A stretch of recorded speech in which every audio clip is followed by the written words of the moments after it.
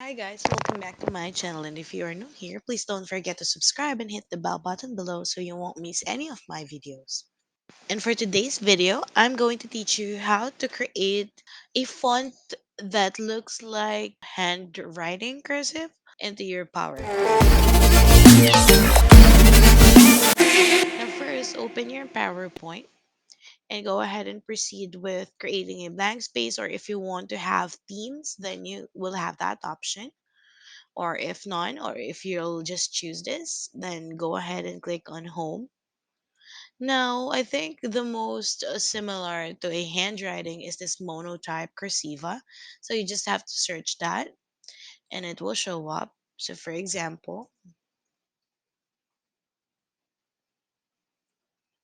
there you go. All right, I hope that this video helped you. See you on my next video. Bye.